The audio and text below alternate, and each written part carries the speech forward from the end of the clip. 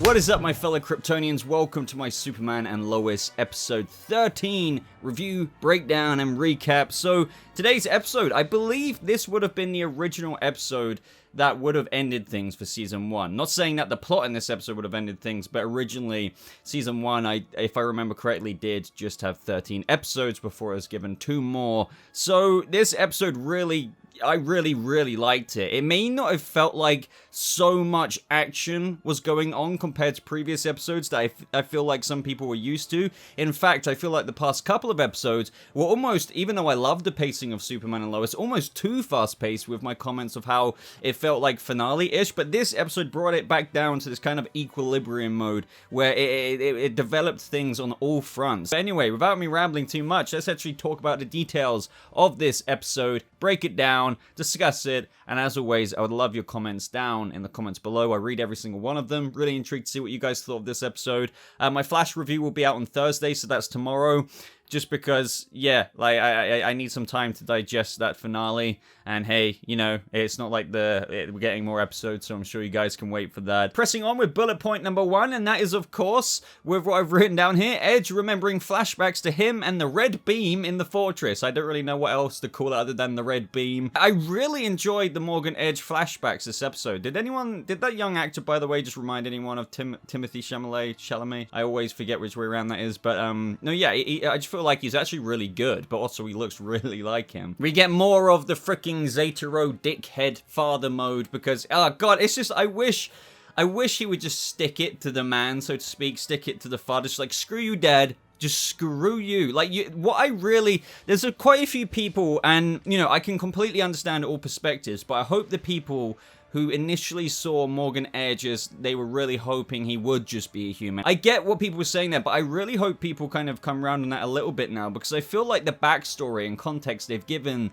this kind of original character, if you will, through what they've done with Morgan Edge and how he started off, is almost 3 different characters across this whole season. We thought he was just a human. He then went into, lo and behold, Kal-El, Kal-El's brother, and now he's gone into something else entirely, even though that's technically no longer Kal-El. I just feel like it has been like a really decent character for them to do. I really am trying to put my headspace into the people who just thought that they kind of slipped up when they made him Superman's brother, or like with Zod ambitions. So once again, I get what they're saying, but I feel like with these flashbacks, you really do feel for the kid, and you feel like he is listening to his father, he's going through a bit, he wants nothing more.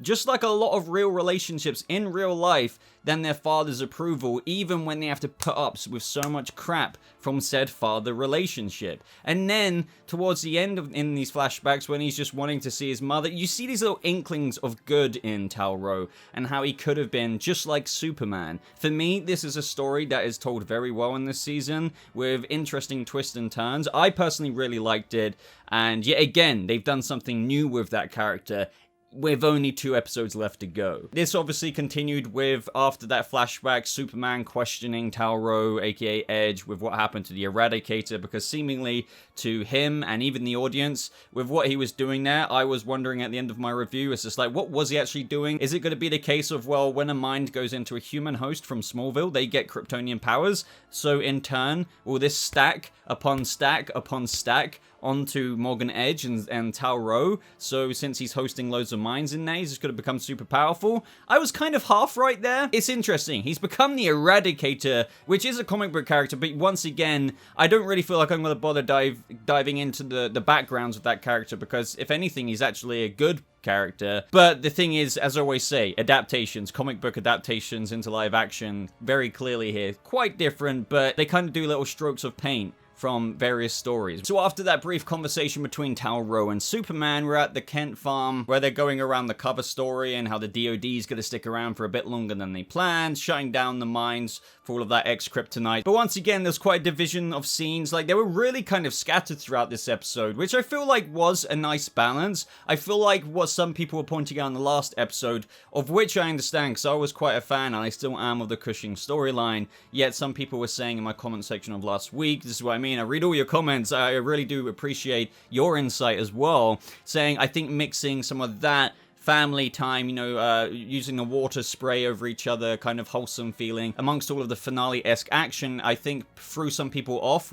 the episode, even though they still really enjoyed it. Whereas in this episode, the Cushing scenes were like very well thought out. It was genuine repercussions of the town, and they were scattered amongst an episode that was kind of dealing with debates between all parties. You had stuff going on at the Smallville Gazette between Chrissy and Lois. You had stuff between Lois and Clark. You had stuff going on between Jonathan and Tegan and just the kids in general. You had the mayor stuff. Like, there was so many little quadrants of discussion and debate amongst people, and I felt like this was the perfect episode to go throughout that. Maybe some people, more than others, might find that, I don't know if they want to go as far as calling this filler-esque, but for me, this is the filler if they want to call it filler. I'm not calling it filler. But where people say, and I sometimes disagree and agree with this, it's like filler can be bad, but filler can also be good when actually used well. And that is an episode somewhat like this, where it allows time to explore character motivations, it grows character development through key conversations that aren't a waste of time, but actually push genuine character desires and just ambitions and just everything forward. And yeah, without me raving too much about it, I feel like this episode personified the growth that the writers are trying to give all of the characters. Now, I knew the mayor, there was something more to him when we saw him in the Cushing household this episode, when he was saying that Carl maybe should take a leave from the station. This continued further into the episode when they're in the Smallville diner and his colleagues came in, and it's just, I feel sorry for Kyle. It's just like, yeah, why is everyone I suppose the logic is that, to be fair, Kyle was at the top of everything, like in the town hall earlier on. He was standing right beside Edge. He was always advocating, but still, it really is close-minded, as they pointed out in this episode, for so many people to do. One interesting thing for me is I can see how some people might not be interested in it, but for me, I am going to kind of repeat what I said in my last review. I think when you're doing a show, we have to remind ourselves what this show is. It's a family kind of show with Superman's family, but it's also about community, and Smallville's a big thing about community, not only in like the show, but also the source material. So it's very important to kind of anchor that Smallville, like town. Smallville is a character in of itself, but if you can anchor that to certain characters, and those vessels are the Cushing family, if you will. They are Smallville, or like what you could say the town speaks through with their experiences and scenes. Obviously, Sarah's got a bit more to do than that, obviously with her involvement with the brothers, but you see what I'm trying to say, and that's why it's important for me, and I understand why it's important that they put it in the show, and I thought their scenes were very, very good this episode. Now up next, we're in Smallville High, and we have Jonathan getting lured by Tegan once again. I was thinking, as soon as she came about, I was like, maybe she is giving him another chance, but like, it is kind of random, and it was right after the comment of when somebody says your grandpa runs the DOD, so she gives him the eyes, Jonathan follows, and then it basically turns into, oh, so you heard about my grandpa, and she was trying to get information out of him, because everyone in the town wants answers, but like, whether she is, like, you can tell there is like a good person in that character, but it is just downright shallow and hollow to just literally manipulate Jonathan and giving him like a false hope that they may have something. Again, I say this, I feel like I say this every freaking week. We need a hashtag in the comment section today, in today's video. Justice for Jonathan. This guy needs a break in all corners. I did find something interesting though, for a show, and this has been a big thing, a part of all of this season, when Tegan said your family was kinda in the middle of the biggest thing to happen in Smallville. It's like, yeah, you really have to, this is why I say General Lane, as much as a lot of us may morally disagree with what he says sometimes, he is like ethically probably, not all the time, but does say the most objectively try to be correct things, if that makes sense, because they're meant to be keeping a low profile, but even the kids at school are thinking, yeah, the Kents, they're right in the middle of all of this.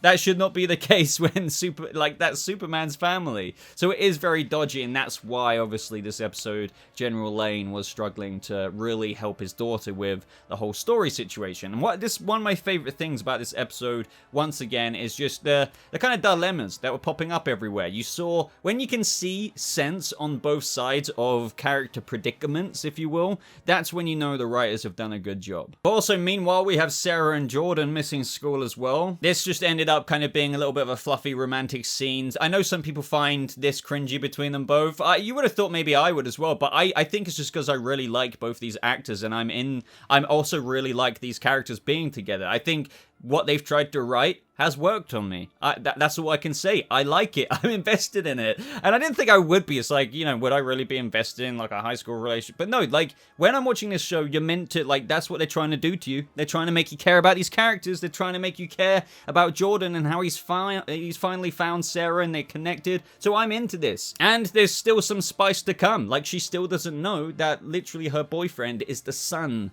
of Superman. Which, you know, I feel like we've got a whole potential Smallville ride with these two characters ahead in terms of paralleling Lana Lang and Clark Kent from the Smallville show. At least, you know, that's kind of what they can play off with in the next several seasons. The next bullet point I've got down is the Smallville Gazette. Now, this is, about the debate between Chrissy and Lois, and yet again, I can imagine already envisioning some comments saying, this was kind of filler, but no, like, I really love this. Like, this was about, obviously, Chrissy, journalistic integrity. She looks up to Lois with such admiration, like a lot of people do, because it's Lois freaking Lane. She's famous. And then, like, this one episode, you kind of see this side of this person in a kind of don't meet your heroes kind of way. Not that this was true to Lois's motivations this episode, but at face value to Chrissy, you can understand that she's like, really kind of, her head is spun because she doesn't really understand what Lois is doing. But just on top of that, I really like seeing the Lois Lane reporter side. I know some people might find the Gazette scenes kind of boring sometimes. I remember there was some, I wouldn't call it backlash or anything, but Chrissy's been updated to a series regular in season 2, so these scenes of Chrissy we get very few and far between the season. We will be getting a lot more of in season 2. But I'm all game for that because it just does give us more Lois Lane reporter side, and I feel like I think because Elizabeth Tulloch just really does do a definitive Lois Lane, that's only good for the show because everything they've done so far is so true to her character. It doesn't feel like any fluff or just cluff just stumped in there. Hey, let Lois Lane doing something. No, everything's very, very, very relevant. They first discussed that they need to do more interviews, but the big, obviously, steal would be to get some verification from the DoD because that would just, everyone would be listening to something like that. However, later on in the episode, General Lane didn't really want to release an official statement. Ultimately, he just wants her to run the story with the bare minimum because the last thing we need is the story to get out of Smallville, and any quote from him obviously would give that legitimacy to do so. It'd be a story like, it would be international news. And that's bad because, yet again, one of the kind of #1 rules almost of the move to Smallville is to kind of keep, and that's a big kind of thing from General Lane this season, is to keep the radar off that family, and the radar seems to be very fixated. Around about this point in the episode, we had Clark go to John Henry Irons. Clark does begin to talk about Sam maybe working at the DoD because, General Lane could really use someone with his skills, which could be foreshadowing for the future. We're gonna have to wait and see really what they have in store for the character. They did keep kind of putting emphasis this episode on how he's like, everything's over now, kind of, so now I need to think about my place in this world. But yeah, like, I do wonder where they're going to go with that. Maybe we'll save that discussion for another time. But this is when Superman had the alert. We had John Henry Irons' little tracking system pick up Leslie Law. They both suit up, and they both find her because she is headed full on speed to the DoD, to the point of where she was just going to, like, completely obliterate it by flying in. And I love that sense of urgency of Superman flying to just get to her and take her out before she impacted the DoD. She says that you haven't won, Cal. But this makes me think, like, there's 2 episodes left, but what was the plan with Leslie Law? Like, seriously. Now she's in a containment cell. We've had the Eradicator now escape and basically absorb frickin' solar flares from the sun, but we'll save that till later. I don't know if he tried to help Leslie escape. Like, I mean, maybe he wouldn't even care to because since, as far as I'm aware, it's not meant to be Tower Row anymore. So I do wonder if maybe with the restructuring of the final 2 episodes being, ordered for this 13 original episode season, then extended to 15, was there ever meant to be more with Leslie Law? Because I think I've seen some other people wondering that as well. For now, I'm just gonna, like, hold this on the side because I guess there are 2 episodes left and maybe something more will come out of her. But other than that, it was just like, yeah, I'm gonna try save you. Oh, I got caught, and now you're just kind of held at the DoD. But maybe she will still try and assist the Eradicator. We're just gonna have to wait and see. But Superman fist-pumping Steel or John Henry Irons was also everything. We also had huge steps from General Lane this episode, which I almost felt was uncharacteristic, yet you could say also massive development for him. I do think, you know, at the end of the day, we're only human, and these characters are humans. So, like, they are capable of change in their convictions almost. But obviously what I'm talking about is when General Lane said there's some more loose ends to tie up. 7734, he had those weapons built for the wrong reasons, and he was wrong to think that he could be a threat to the world. So it's like he's almost in completely Lois's corner. Surprising to hear General Lane say this in this moment, but you know, I think there has been enough change to kind of show, just like how water erodes rock over a very, very long period of time. After a very, very long period of time, General Lane is kind of finally slowly coming, not so much out of his military ways, but listening a bit more to like, you know what, maybe Lois is right. Maybe she's right. You know what, Clark? The weapons can be yours or just gone at the bottom of the ocean, I don't care. But this very much so connects to the next couple of scenes we're going to talk about. So initially there were just more flashbacks to a younger Edge enduring pain. In this specific flashback, it was all about how he's finally ready now, and it's time for him to leave to find the Eradicator. Even if it hasn't arrived yet, he should use that opportunity, even if it takes years, to study the humans and exploit their weakness and just profit from him, and just ultimately prepare for the resurrection, which led him up to that moment earlier on in the season when he actually found the Eradicator and he was like, it's time for the resurrection to begin, and we didn't have any idea what that really meant back then. Even after enduring all that pain and he was like putting up with it now and apparently he was ready, you still saw the little kind of boy in him. He just wanted to kind of speak to his mother for counsel, obviously Superman's mother, which I still do believe is being benched to use at the Fortress of Solitude. Now that Jor-El is gone, after he gets that crystal, it's going to be like, oh, now I have a new AI to interface, you know, to interact with. But also the reason why he kept the crystal in his pod is so she can witness his vision for how a Krypton will be restored before he extinguishes her forever. Like, well, this guy, he needs to go. Edge has only ever known this part of his hologram-esque family, if you will, and other than that, the world tried shooting at him. So you can understand how this guy got to this point, even though you see little cracks of him come through, even in the older actor. And I have to say, those scenes, for example, what we're about to get onto, when Superman was talking with him again, and he mentions how Leslie Lara's locked up, and, you know, I'm loyal to the people of this world who accepted me, and that completely turns Morgan Edge, like, on the opposite side, saying, accepted you, they fear you, and they always will, and they always should. You should be a god, but you became a slave to them. Don't you ever, like, all of those lines. He is an incredible actor. Like, you can really see, this guy's just standing in a little Kryptonian cell, but you can see how this guy's just wanted something more than his poxy father or his life, and then we got that later when he found out that Superman has become a hero to the people. So this is like at the time of when the older Morgan Edge actor was around when Superman first showed himself to the world, and he just wants... I just feel sorry for him. But the biggest thing I think that was leaned into with this scene is it introduced another thing about Superman that I don't think is talked about nearly enough, and that is how, if you think about it, and this is where you can get nitpicky, but even Superman doing something sometimes, like leaning his hand on someone's shoulder like a human, he does, and there's dialogue that addresses that later on. Every second of every day, he has to temper his power and stuff like that, because he could just go like that and it would break your whole clavicle. Do you know what I'm trying to say? So when we heard Morgan Edge talk about how he knows the power surging through him and how every moment he makes a choice to hold back, he basically has to fight against unleashing himself in every millisecond of the day. And I just love hearing that. That's the kind of Superman content that I'm here for. Especially that line when he was just like, because that's the only way we can walk amongst humans without killing them, isn't it? It's all about control. But didn't it feel good to lose it just once? So when we saw Clark's face leaving that room, he was basically contemplating what he was just hearing from Tal-Rho, which led him to talk to General Lane about the inventory of kryptonite weapons. And he ultimately says he thinks it's a mistake.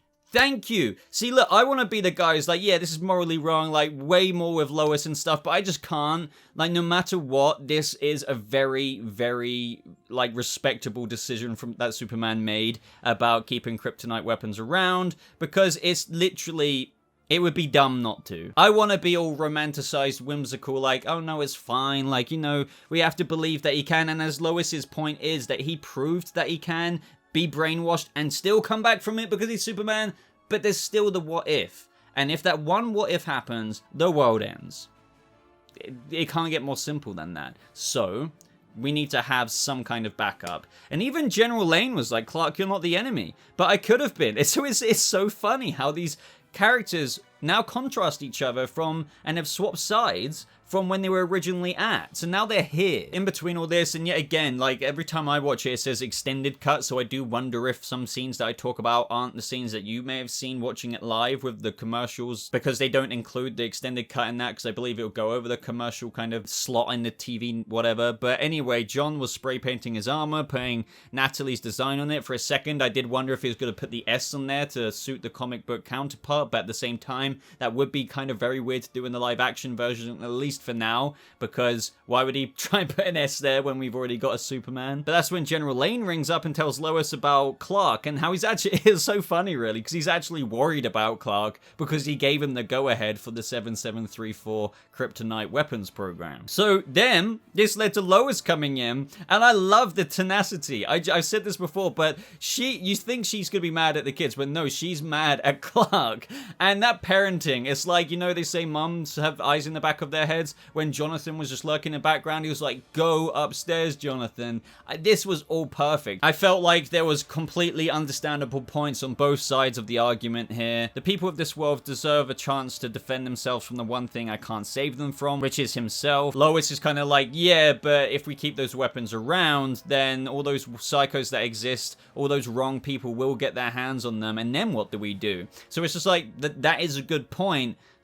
But, you know, I'm sure, like, you know, we can try and hide those kryptonite weapons in a very secret location, and the threat of Superman going evil is enough justification to keep them, even with the threat of Superman villains out there trying to get a hold of them. So yeah, you know, as I said, when writers kind of make you agree with both sides, but ultimately still kind of agree with one other, which is me kind of ultimately agreeing with keeping the weapons, I feel like, you know, the writers did a great job. I mean, what more could they strive to achieve than what they've already achieved? But anyway, this will lead up to the moment in the station. They pick up the kids, and Lana overhears the mayor shit-talking her and her family, saying that Carl was pushing and pushing, and they're the problem. This led up to a badass Lana moment. Good on her. Once again, as I said, like, these characters are the essence of Smallville, if you will. Like, they are the characters who are the vessels. So, like, once again, more interesting development along that route. This still led up to another Lois and Clark conversation where they kind of reconciled and agreed that it is still probably the best option. What's so important about the writers also, and what I have to applaud here, including little nuances and intricacies of Superman,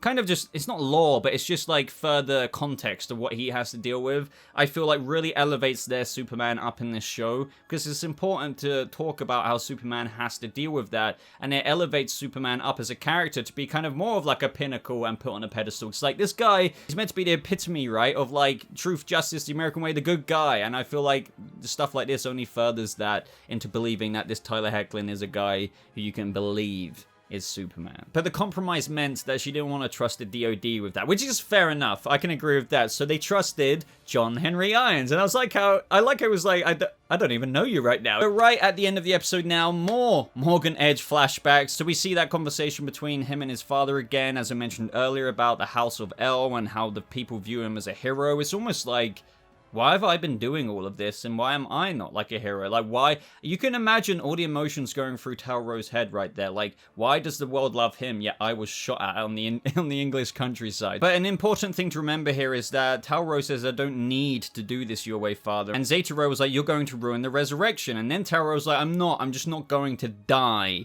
to do it. Which does indicate, just in case anyone's confused, that when he said, goodbye, father, your way is the only way in the kryptonite cell before his eyes went full on blue, that was him dying, I suppose, because that is the way that Zeta-Ro originally wanted to do it, through him becoming the Eradicator. Except what we've seen all season long was Morgan Edge actually going against Zeta-Ro, believe it or not, and trying to go about it a different way. But ultimately, this is what we've gone to now, I believe, is plan A, where he's now become the Eradicator. I did find it really funny where finally he stood up to his father, and Zeta-Ro's just like, Tal, what are you doing? It's just like, hey, feck you, Zeta-Ro. But I don't know if they should have included that sound effect of when he threw the crystal, because it almost sounds like the crystal did smash, but that's impossible because we've seen Zeta-Ro in present day. And it was nice to see an adult Morgan Edge, aka Talro, disregard his father, unplug him, and throw him on the floor. I mean, good on him. And at least, to be fair, this gives even more depth to the character, because he didn't want to necessarily sacrifice himself and do it his father's way back then. He saw his brother, a hero to the people, and he wanted to try and convince him first and, like, do it a different way rather than himself dying. So now looking at all of this in retrospect, it just kind of makes me...